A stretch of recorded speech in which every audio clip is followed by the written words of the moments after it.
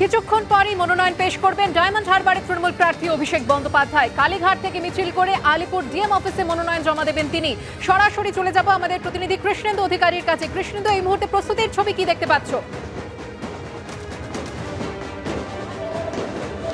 দেখো, প্রস্তুতি তুঙ্গে আমরা রয়েছি কালীঘাটে। অভিষেক বন্দ্যোপাধ্যায়ের একদম বাড়ির নিচে অভিষেক বন্দ্যোপাধ্যায়ের এই বাড়ি, এখান থেকে অভিষেক বন্দ্যোপাধ্যায় বেরোবেন।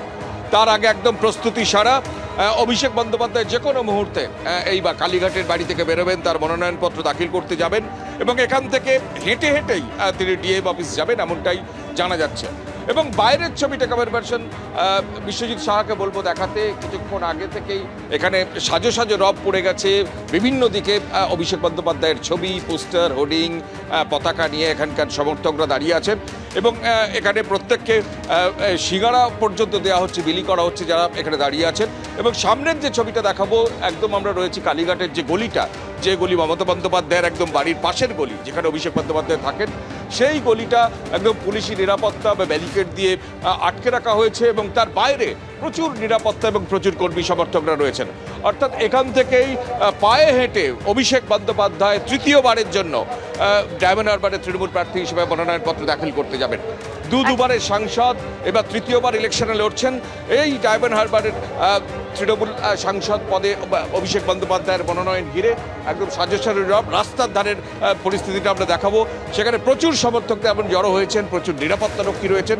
সব মিলিয়ে কিছুক্ষণের মধ্যে অভিষেক বন্দ্যোপাধ্যায় আজকে তার মনোনয়নপত্র দাখিল করতে বেরোবেন। ধন্যবাদ কৃষ্ণেন্দু। এক সপ্তাহের মধ্যে তিনটে ভাইরাল ভিডিও সামনে এসে সন্দেশখালী যখন ফের একবার সংবাদ শিরোনামে চলে এসেছে, তখন শেখ শাহজাহানের 12 জন ব্যবসায়ী সহযোগীকে তলব করেছে এনফোর্সমেন্ট ডিরেক্টরেট। বিস্তারিত জানাবেন আমাদের প্রতিনিধি প্রকাশ সিনহা, রয়েছেন আমাদের সঙ্গে। প্রকাশ, কাদের কাদের ডেকে পাঠানো হয়েছে এবং ইডির আধিকারিকরা কি জানতে চাইছেন?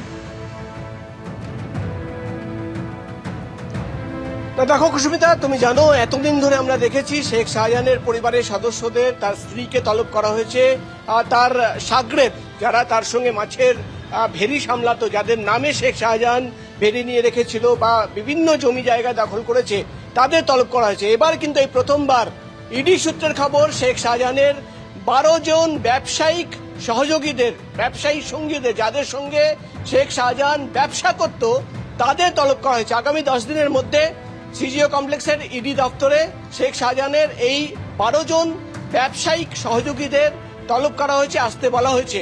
কারণ কি, ইডি আধিকারিকরা জানাচ্ছেন যে তারা শেখ শাহজাহানের যে গোটা ব্যবসা, শুধুমাত্র এই মাছের ভেরি বা ভেরি দখল করা বা অন্য ব্যবসা রয়েছে কিনা, এই সমস্ত ব্যবসা সংক্রান্ত তথ্য এই 12 জনের কাছ থেকে জানতে চাইছেন ইডি আধিকারিকরা। এক, দ্বিতীয়, ইডি আধিকারিকরা জানাচ্ছেন যে কারা শেখ শাহজাহানকে এতদিন ধরে তার ব্যবসায় মদত দিয়েছে, কারা প্রোটেকশন দিয়েছে, তার পরিবর্তে শেখ শাহজাহান তাদের কিভাবে খুশি রাখতো, এই সমস্ত তথ্য কিন্তু এই 12 জনের কাছ থেকে জানতে চাইছেন ইডি আধিকারিকরা। তাই এই 12 জনকে তলব করা হয়েছে। ইডি সূত্রের খবর, গত সপ্তাহে শেখ শাহজাহানের জামাই এবং শ্যালক দুজনকে তলব করা হয়েছিল। তাদের নামে বেনামি সম্পত্তির তথ্য পাওয়া গেছিল, কিন্তু তারা ইডি দপ্তরে হাজিরা দেয়নি। এমনকি ইডি আধিকারিকরা দাবি করছে তাদের সঙ্গে যোগাযোগ করা সম্ভব হচ্ছে না। তাই তাদের আবার নোটিশ পাঠানোর তারা প্রক্রিয়া চালাবেন, পাঠানো হবে।